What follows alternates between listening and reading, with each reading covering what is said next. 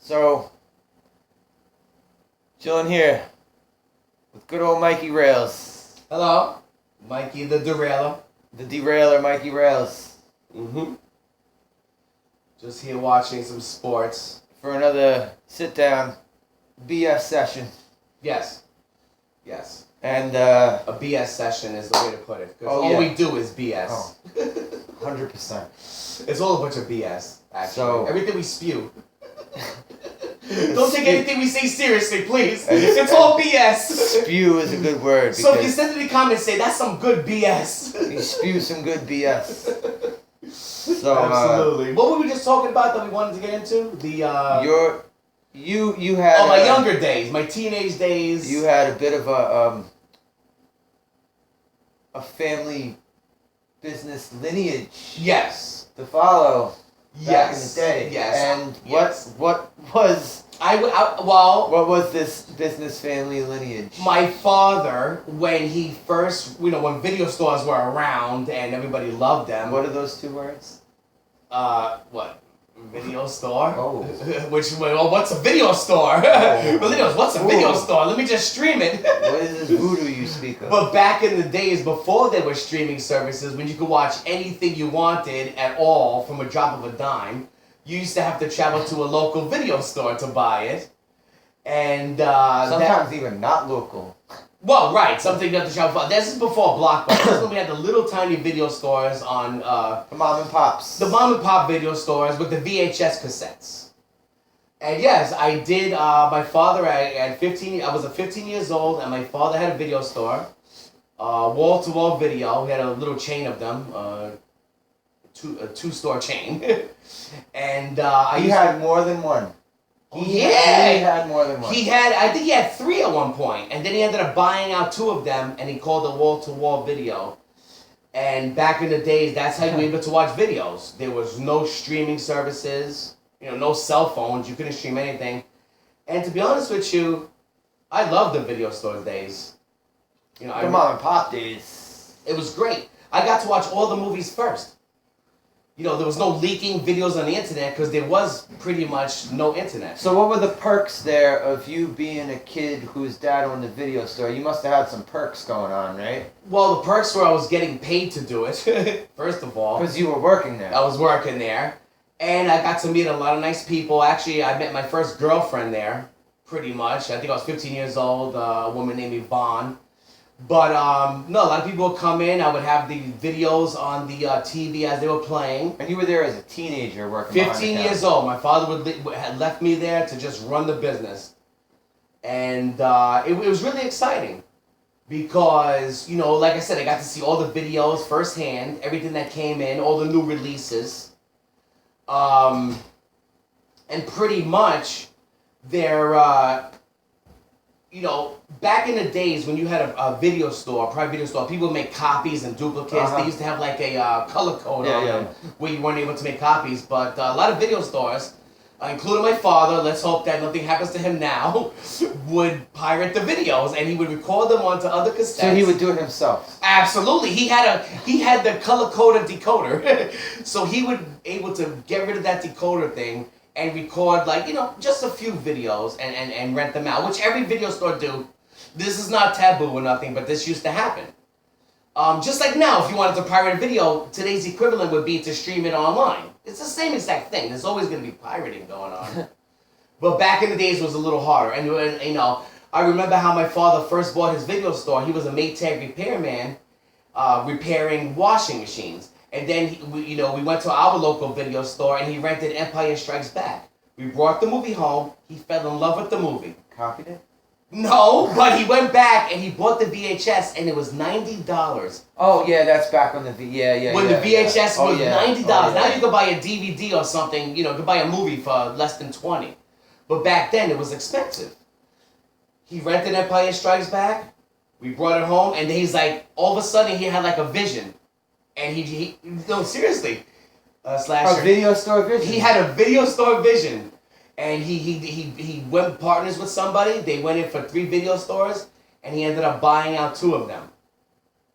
And back then, you didn't have your blue movies, so to speak. We'll say blue movies, your naughty movies. And in the back of the video store, he would have beads where You people could would just say it was porn. Yeah, I guess you could say it was porn. Yeah, a lot of people don't know what blue movies mean, but it was porn, and people used to go in the back and rent the porns, and that was pretty exciting. The beaded areas. The beaded area. Because my father had beads. It was like weird. Yeah, there was a few video stores. The mom and pop places always had pornos. They always had porno sections. Yeah, you always had the porno section, which pretty much did the best. You didn't know who the actor was or who did the musical composition, but they rented the most movies. And here's how it always started: people would walk into the video store, browse a few new releases, and then like they would like slowly sneak to mosey their way, like they got lost. Yeah, well, what's behind this door? Their hands in their pockets, looking up in the air. Oh, what's in this area? And yeah, okay. Yeah, I'm just going for a stroll through these beads. Absolutely. And they would go to the beads, and look, I didn't judge anybody, but it was great. And yeah, I would be there for like 12 hours out of the day. He would just leave me there. Once I learned how to do everything, it was great.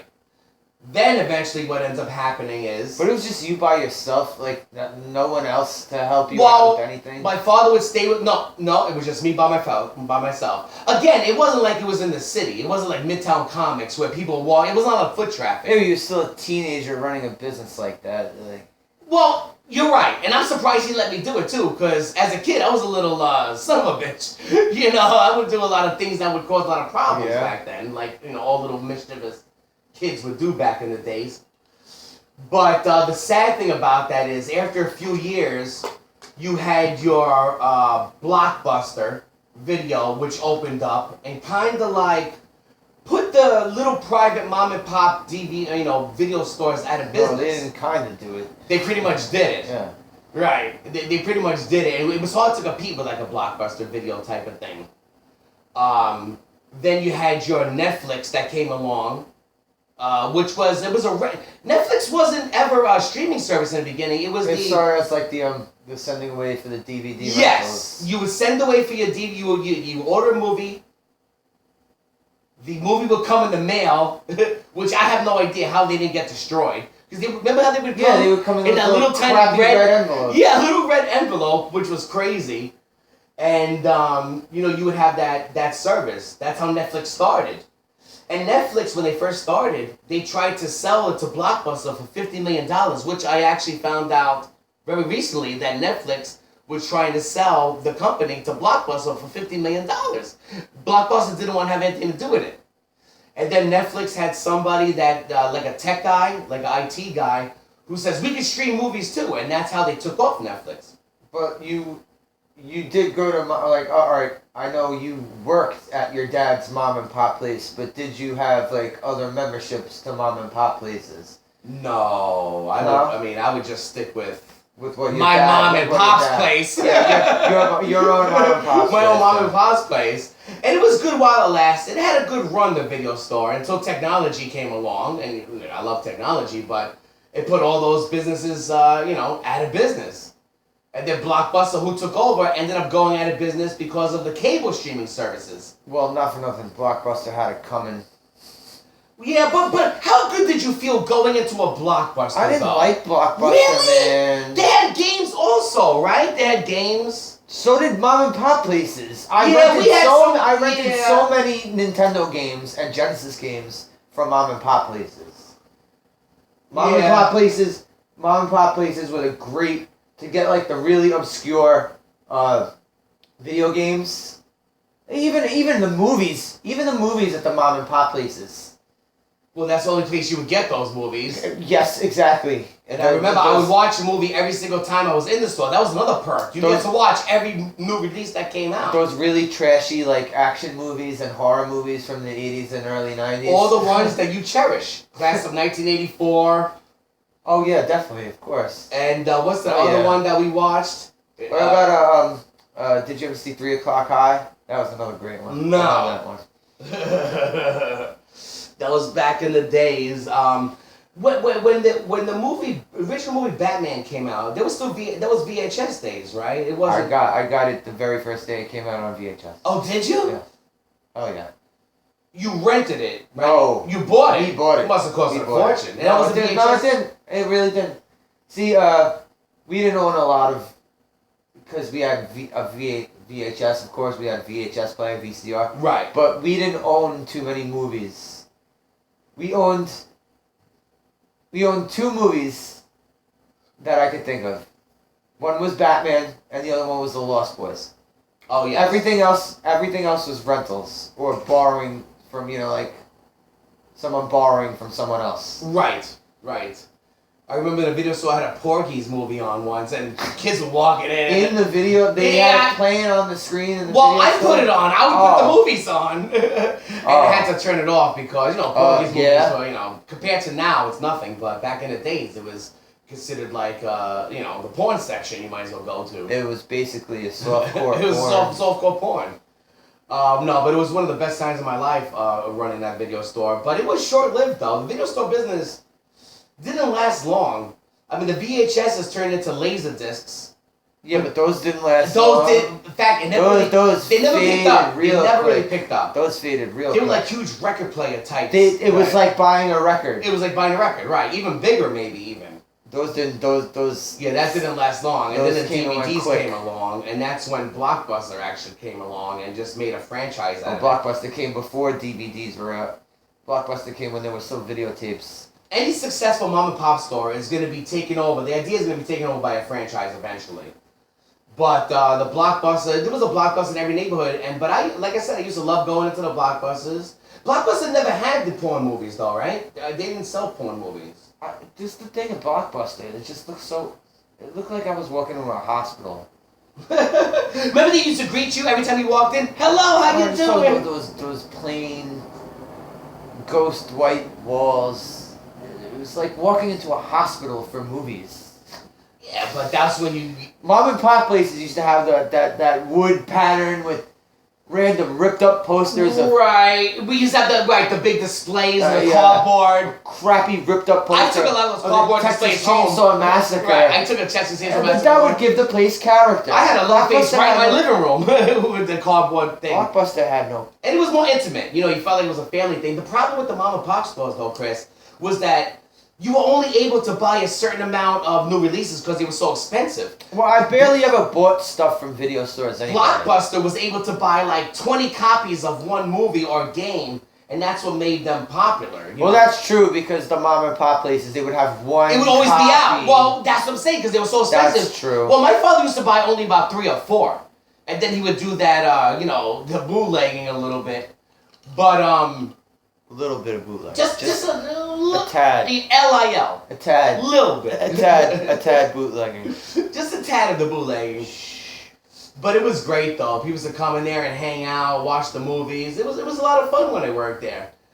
But and back then you didn't have all the had all the blockbusters that you have now back then. I mean the technology wasn't as good, but when you had like a great movie that came out on VHS, like a really good, like a superhero or action movie. It was during the Arnold Schwarzenegger and Sylvester Stallone. Wasn't it mad long before they put E.T. out on VHS?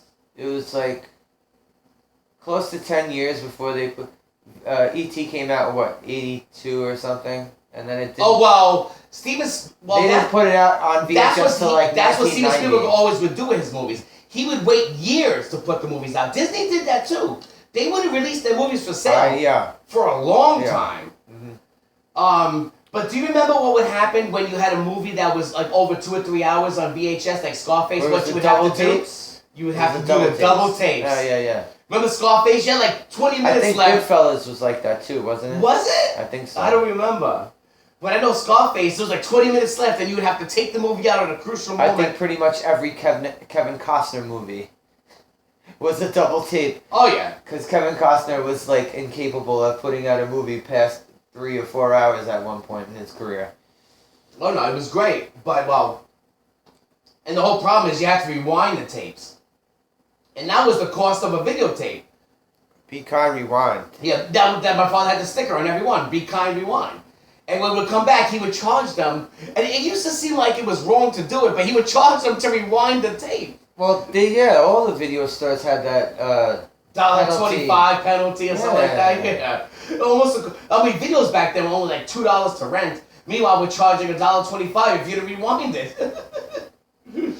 But it was crazy. You used to have those automatic rewinders. Remember you? Oh yeah. And just put it down and rewind the tape, and that would still take like 5 minutes. And now, then the Laserdisc came along, and it didn't take them to realize to say, what are we crazy? Let's make the Laserdisc into like a little tiny CD. DVDs didn't become a big thing till way after the failed Laserdisc thing, though. Right, because even with the failed Laserdisc, the VHSs were still very popular. Nobody really caught on to the Laserdisc. Exactly. Even Blockbuster. VHS kind of had a long. They had a long. Yeah, right. They had a long lifespan. They did have a long lifespan. Oh, now, did Blockbuster even have Laserdiscs? I don't think so. Right? It was just they just stuck with the VHS. I don't even know. Because, alright, I know Blockbuster was a thing, but it wasn't a big thing here in the Bronx till, like, the early 90s. And it wasn't even, like, 1990. Like, Blockbusters didn't start popping up in and out of here until the early 90s. Then they took over, and they were huge, and the stores were, like, big. In the early 90s around here, we still had plenty of mom-and-pop places. There was plenty. Well, they were competing. That's what it was, because mom and pop places used to charge less for the rentals. Blockbuster was like $5 a rental, or $4 something, I believe it was. And the mom and pop places also had the more obscure movies, like if you wanted to see. Right, we would have those Billy Blank, B movies. The crappy 90s action movies. The crappy 90s action movies. Yes. Right. The Michael Dudikoff collection. American Ninja. Michael Dudikoff. Or even the crappier ones. He never made it to DVD, that poor guy.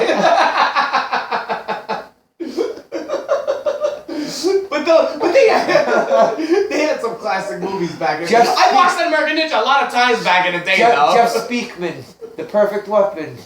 The Perfect Weapon. And they were doing a Bolo Young, where he had his series of movies. But no, it was good though, because even VHS back in the day, somehow they mastered the art of copying all the VHS material to digital now. Now you can watch VHS in 4K if you want. Like, I mean, most of those movies, they pretty much enhance them, which is amazing. If you want to buy a VCR now, you have to go on Amazon. It's like almost an ancient thing, right? If you want to buy a VCR. Well, you have to go on. What percentage of households? eBay or something. What percentage of households do you think still has a functioning VCR? Less than 50%. It has to be. I actually have a functioning VCR at my house. I don't. I have a DVD player still, but functioning VCR. I would say. Okay, what percentage of households still watches? Well, it's not like I watch my VCR. You just have one. I have one. For a rainy day. If they ever go back to VCRs and VHS. Well, in lines of who the hell is going to take this VCR off my hands? Maybe they can sell it to a collector.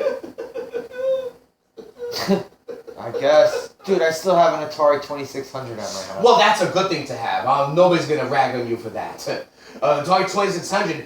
You have the original? Yeah, it's not exactly in working condition.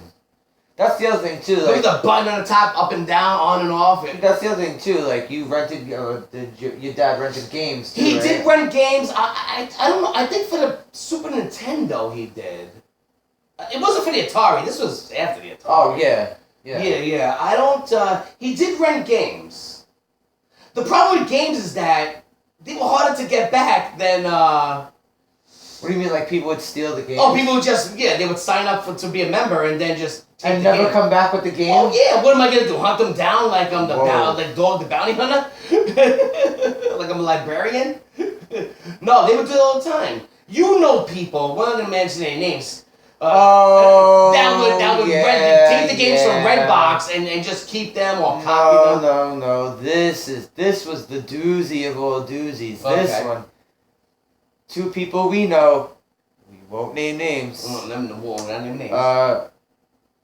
They used to rent Super Nintendo games. Oh, and change the outer casing, right? From Blockbuster. From Blockbuster of all places. They couldn't even do this with a mom and pop place. Like, if you were to do this with a mom and pop place, you probably could have got away with this. But no, you're doing this with conglomerate Blockbuster Video. Well, somebody's going to complain afterwards if there's a problem, right? They would crack open the Super Nintendo games. Right. And then take games that they own themselves Uh-huh. that they didn't want or liked anymore, and they would crack them open and switch the insides, and then they would think that they would break the cartridges. I was just gonna say that they would destroy them so they that would they wouldn't crack work. the cartridges. Yeah. That happened a lot. How are you yeah. gonna return a cracked cartridge like that and not know? Like, I don't know. Well, Blockbuster used to just take it and just. That was toss being it in greedy. That was being greedy. Well, that was bootlegging back in the days. That's how it went. Yeah, but you can't be. They're bootleggers that leave evidence. And also, how did they not know? Leave evidence. And how did they not know that when these other games were rented out? How did they not know that they were going to be caught? Because well, what eventually would happen is they would go in for a second or third game, and then people like you have a history of returning games that come back damaged or something like that, or games that are not the actual games. All right. Eventually, they would get caught. Say you're going to crack open Super Mario Kart. Yeah, yes. Right? You're going to crack open Super Mario Kart, and you're going to switch it with Madden. Old Madden. So yeah. the next person who comes in and rents that out is like, I rented out Super Mario Kart. Well, that's how they would get Why caught. is this Madden? Yeah, because there was still a history on computer of who rented what. So when people would come back, returning games that weren't working, eventually they weren't being a member anymore, but they would still get away with the games. But it usually would take a while to do that, though. There was always some kind of bootleg way to do it. Yeah, but that is not smart thinking. That's just being a greedy kid. Right. Well, hey, I mean. And it's not like you're going to suffer financially. Your parents who have the membership are going to suffer financially. But back in the days, video games weren't like a dime a dozen like they are now. If you had a video game, it was a big deal. If you had a cartridge back in the days of a video game, it was big. There was no buying a video game any way you wanted. I mean, where would you buy video games back in the days anyway? They didn't really sell them. Toy stores. A lot of toy stores. I guess, yeah, and they were still very expensive. We had Steve, Yeah. Steve Toys was around here. But yeah, they were very expensive. Yeah, the toy stores were expensive. It was always easier and cheaper to make a membership at your local video store and then steal a game or two until you got caught and you were blacklisted. Steal a game or from the place. a game or two. Yeah, well, it used to take a while to figure it out. But no, I had a good time with that, and just like technology progressed, everything progressed, and the Blockbuster store around my neighborhood now is a 99-cent store. It's huge. But I used to love the Blockbuster. In fact, I knew a buddy that worked at Blockbuster for a little while. What was the other one? Hollywood, right? Hollywood Video. Yeah, Hollywood Video was their competition. Yeah. But they never really. No, they didn't blow up like Blockbuster. They didn't blow like Blockbuster did. Yeah, Blockbuster was big for a while. Now it's nothing. I mean, even South Park made fun of that Blockbuster. Remember the Halloween episode? But all right, just chilling here with Mikey Railz. I didn't derail the conversation too much. And if we have any afterthoughts, we'll hit the button. We'll just hit the button. We'll always hit the button. Yeah. The self-destruct button. Yeah, exactly. So, all right. And if you guys have any thoughts, just put in the comments of anything that you remember from back in the days. Something like that, right? Great talking to everybody again.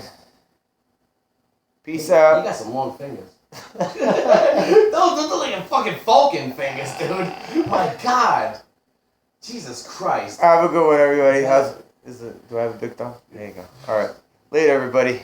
Peace out.